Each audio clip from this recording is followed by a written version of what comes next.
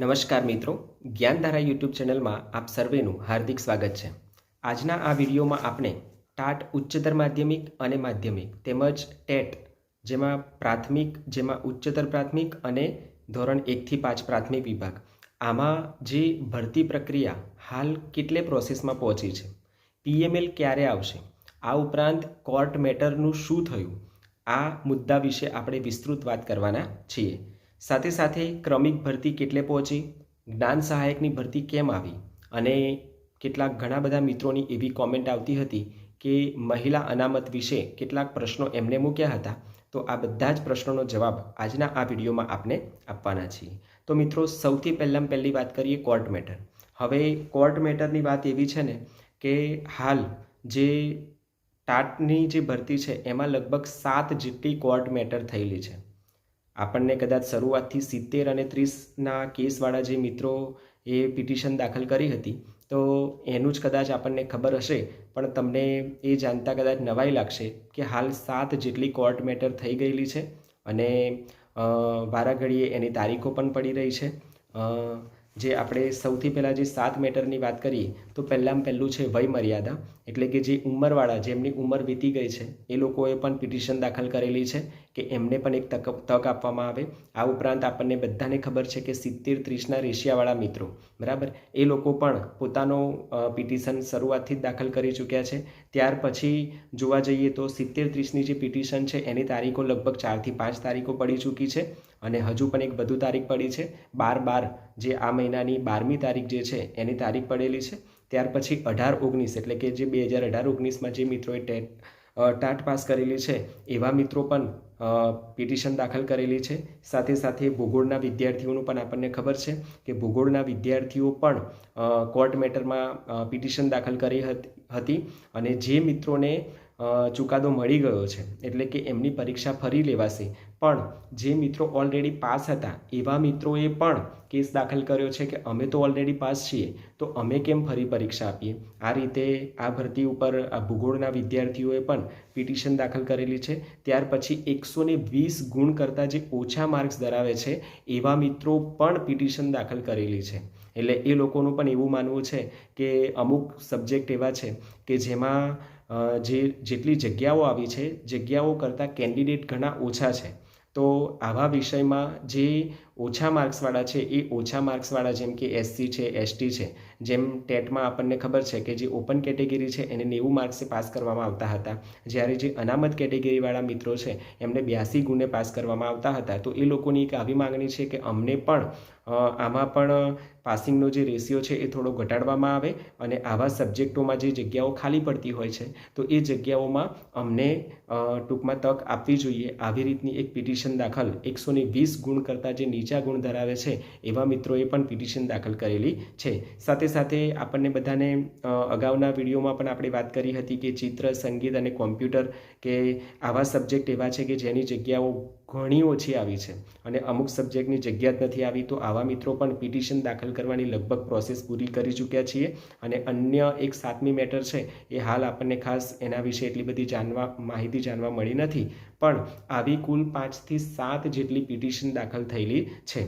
હવે મિત્રો, આ કન્ડિશનમાં ભરતી પ્રક્રિયા આગળ વધશે કે કેમ, બરાબર, આ એક મોટો પ્રશ્ન છે। તો જો એક આપણે શરૂઆતથી જે ભરતી પ્રક્રિયા છે એ ક્રમિક થાય એની આપણે સતત માંગણી કરતા રહ્યા છીએ અને સરકારે પણ આ વાતની સ્વીકારી છે અને હાલ જે આચાર્યની ભરતી ચાલી રહી છે, ત્યાર પછી જૂના શિક્ષકની ભરતી, ત્યાર પછી ઉચ્ચતર માધ્યમિક જેમાં સરકારી અને ત્યાર પછી ઉચ્ચતર માધ્યમિક ગ્રાન્ટેડ, ત્યાર પછી માધ્યમિક વિભાગ સરકારી અને ત્યાર પછી માધ્યમિક વિભાગ ગ્રાન્ટેડ અને ત્યાર પછી ધોરણ 6 થી 8 ટેટ 2 અને ત્યાર પછી ધોરણ 1 થી 5 ટેટ 1, આવી ક્રમિક ભરતી માટેની આપણે માંગ કરી છે અને સરકારે એ વાતને ધ્યાનમાં રાખીને ક્રમિક ભરતી જ કરવામાં આવશે આવું કહેવામાં એમના તરફથી આવ્યું છે। પણ અહીંયા એક બહુ મોટો પ્રશ્ન છે કે જો આ 7 જેટલી પિટિશન દાખલ થયેલી છે, હજુ પણ ઘણા બધા લોકો આવી પિટિશનો દાખલ કરવાની તૈયારીઓ કરી ચૂક્યા છે।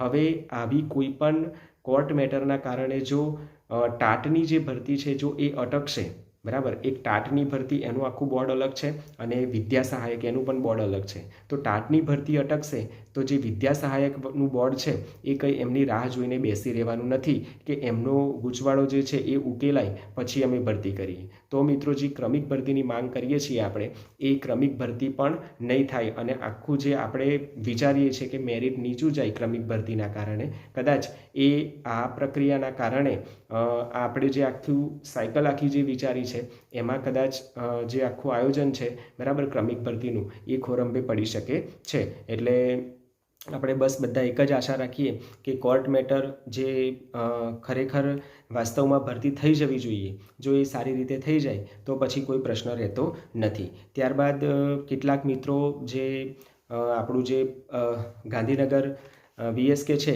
બરાબર ત્યાં પણ મળવા ગયા હતા અને ત્યાં મળીને એમને પૂછ્યું છે કે ક્યાર સુધી PML આવશે. તો એ મિત્રોએ ત્યાંથી તો એવું જાણવા મળ્યું છે કે PML જે છે એ લગભગ ઉચ્ચતર માધ્યમિકનું અને માધ્યમિકનું ડિસેમ્બર જાન્યુઆરી સુધીમાં બંને મંથમાં ધોરણ 11, 12, 9, 10, 6 થી 8 અને 1 થી 5 આ બધાનું PML તો મૂકી દેવામાં આવશે. પણ જે ભરતી પ્રક્રિયા છે એ ભરતી પ્રક્રિયા ક્યારે પૂર્ણ થશે બરાબર એનું ચોક્કસ કોઈ આયોજન કરી શકાય નહીં. વાસ્તવમાં તમે જુઓ કે અત્યારે જેટલી પણ ભરતીઓ જૂની થઈ હોય કે ભૂતકાળમાં જે ભરતીઓ થઈ ગયેલી છે ઓછામાં ઓછા 3 મહિના તો લાગે જ છે.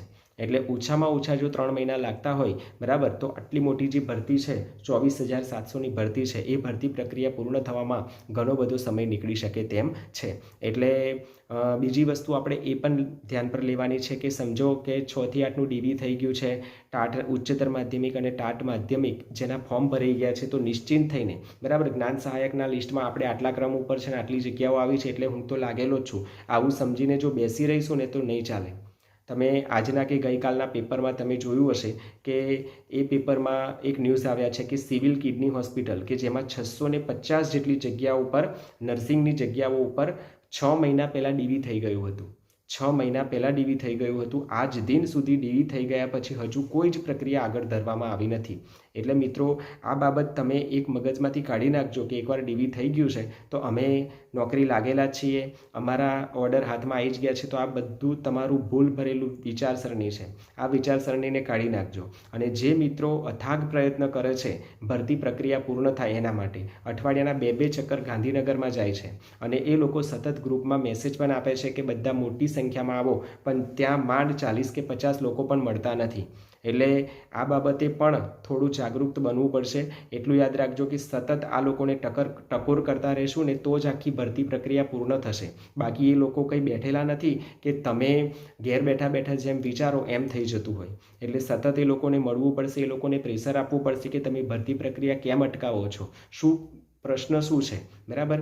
એટલે ભરતી પ્રક્રિયા પૂર્ણ કરવા માટે જે ટીમ સતત પ્રયત્ન કરી રહી છે, તેજસભાઈ હોય એમની સાથેની ટીમમાં જે શકુંતલાબેન છે, આ બધા લોકો ખૂબ જ એક્ટિવ છે અને ખૂબ જ સારી એવી પ્રક્રિયા કરી રહ્યા છે. તો આ બધા ટીમ સાથે તમે સાથ સહકાર આપો. એ લોકોએ જે આવેદનપત્રો આપવાના નક્કી કર્યા છે પોતાના જિલ્લામાં, તો આ પ્રોસેસમાં પણ ખૂબ જ હોશભેર ભાગ લો બરાબર. કે હું લાગી જ ગયો છું અને મારા હાથમાં ઓર્ડર આવી જ ગયો છે અને મને નોકરી મળી જશે બરાબર. તો આ બધી વાતો મગજમાંથી કાઢી નાખજો. ભરતી પ્રક્રિયા પૂર્ણ કરવી હશે તો બધાએ પ્રયત્ન કરવો પડશે. આ યજ્ઞમાં બધાએ પોતાનું ભૂમિકા ભજવવી પડશે બરાબર. અત્યારે આપણે બધા આપણા પ્રયત્નો થકી જ આખી જે ભરતી લાવ્યા છીએ, ખરેખર આ જે આખો પ્રયત્ન આપણો છે એ સરાહનીય છે, પણ સાથે સાથે આ ભરતી પ્રક્રિયાને પૂર્ણ કરવી એ ખૂબ જરૂરી છે. એટલે આખી જે પ્રોસેસ કરી રહ્યા છે જે મિત્રો બરાબર ભરતી પ્રક્રિયાને વેગ આપવા માટે, તો એમાં આપણે પણ ભાગીદાર બનીએ અને ખૂબ સારી રીતે આખી પ્રક્રિયા પૂર્ણ થાય એવા આપણે પ્રયત્ન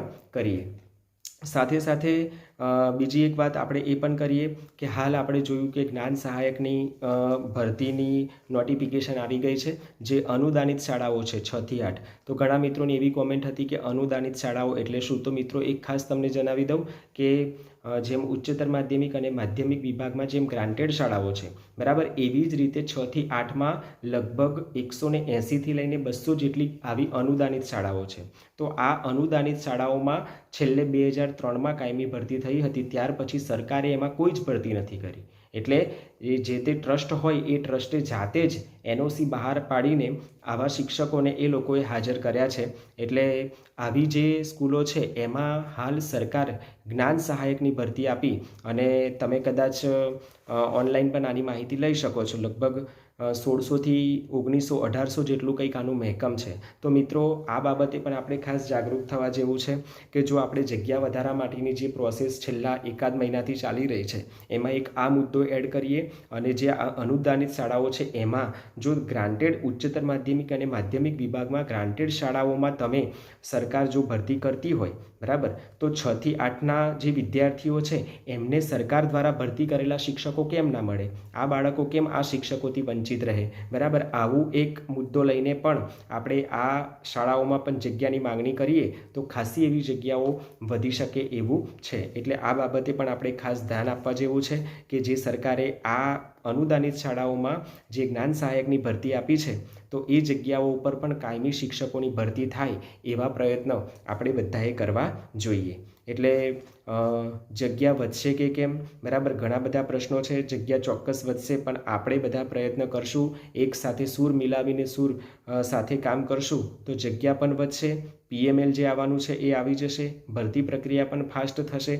એકાદ મિત્રોની એવી પણ કોમેન્ટ હતી કે ભરતી પ્રક્રિયા જો આ જ પ્રક્રિયા હાલ જે પ્રોસેસ ચાલી રહી છે, હાલ જે ગતિથી ભરતી બોર્ડમાં જે પણ અધિકારીઓ કામ કરી રહ્યા છે એ સ્પીડથી કામ થશે તો ક્યાર સુધી આખી ભરતી પ્રક્રિયા પૂર્ણ થશે? તો હાલ જે પ્રોસેસ ચાલી રહી છે એ પ્રમાણે જો એ ગતિથી કામ ચાલશે ને તો જૂન જુલાઈ આવી જશે, એમાં પણ નવાઈ નહીં. બરાબર, એટલે આ ખાસ ક્લિયર થઈ જજો કે સરકારે ક્લિયર કરી દીધું કે 1/8 આના ફોર્મ ભરાશે, 1/9 આના ફોર્મ ભરાશે, 1/10, 1/11, 1/12 ડિસેમ્બર અને જાન્યુઆરી સુધી આખી ભરતી પ્રક્રિયા પૂર્ણ કરવાની. પણ તમે એ વસ્તુ તમે જુઓ અત્યારે કે ડિસેમ્બર આવી ગયો છે છતાં હજુ PMLના ઠેકાણા નથી. એના પર પણ તારીખ પે તારીખ પડી જાય છે અને હજુ ક્યાર સુધી આવશે એ પણ નક્કી નથી. એટલે PML આવશે, ત્યાર પછી વેરિફિકેશન થશે, આખી ઘણી બધી પ્રક્રિયા, ઘણી બધી પ્રોસેસ છે.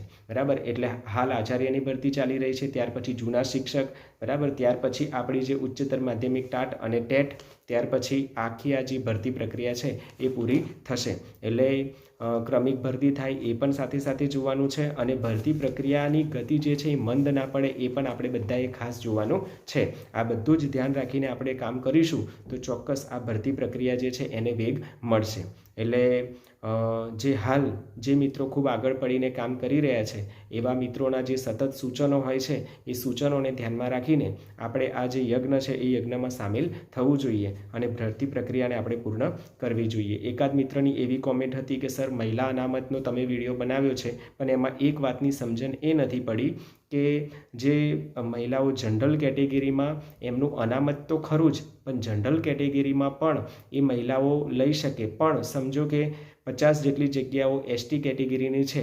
હવે એમાં 50માંથી 15 જગ્યાઓ મહિલાઓને અનામત મળેલી છે, બાકી જે 35 બેઠકો રહી એ બેઠકોમાં પણ મહિલાઓ આવે કે પછી શું? તો મિત્રો તમે ખાસ ક્લિયર થઈ જાઓ કે એ લોકો જનરલમાં પણ આવે અને મહિલાની અનામત 15 જગ્યા સાથે જે ST કેટેગરીની 35 જગ્યા બચે છે એમાં પણ જો મેરિટમાં આવતા હશે તો એ મહિલા એ જગ્યાના હકદાર બને છે. એટલે મહિલા અનામત આપણે એના પર એક સ્પેશિયલ વિડીયો બનાવ્યો હતો, એમાં તમને બહુ ધ્યાનથી સમજો અને એની પહેલાં 7 સ્ટેપ પદ્ધતિનો જે વિડીયો છે એ વિડીયોને તમે ધ્યાનથી જોશો તો ચોક્કસ આખી જે ભરતી પ્રક્રિયા કઈ રીતે થાય છે એ તમને સમજણમાં આવશે. એટલે 3 વિડીયો ખાસ આપણે આ ભરતી પ્રક્રિયાને સમજવા માટે બનાવેલા છે. એક 7 સ્ટેપ પદ્ધતિ, બીજું રોસ્ટર બાબતનો વિડીયો માહિતી અને ત્યાર પછી મહિલા અનામત. આ 3 વિડીયોની લિંક હું નીચે ડિસ્ક્રિપ્શન બોક્સમાં મૂકવાનો છું. ત્યાંથી જો તમે વિડીયો ના જોયો હોય તો ફરીથી ઓપન કરીને એ વિડીયો જોઈ લેવો. તો મિત્રો આજના વિડીયોમાં આટલી જ વાત કરવાની હતી PML વિશે. જગ્યા વધશે કે કેમ, ક્રમિક ભરતી કેટલે પહોંચી, ત્યાર પછી કોર્ટ મેટરવાળા જ્ઞાન સહાયકની ભરતી કેમ આવી, મહિલા અનામત કેટેગરીની. તો આટલી બાબતો હતી જેના વિશે આપણે આજના વિડીયોમાં વાત કરી છે. મિત્રો હજુ પણ તમને આ ભરતી રિલેટેડ કોઈ કોમેન્ટ હોય તો પ્રશ્ન હોય તો તમે કોમેન્ટ બોક્સમાં કોમેન્ટ લખીને પૂછી શકો છો. અહીંયા આપણે આજનો વિડીયો પૂર્ણ કરીએ છીએ. અસ્તુ, જય હિન્દ, જય ભારત.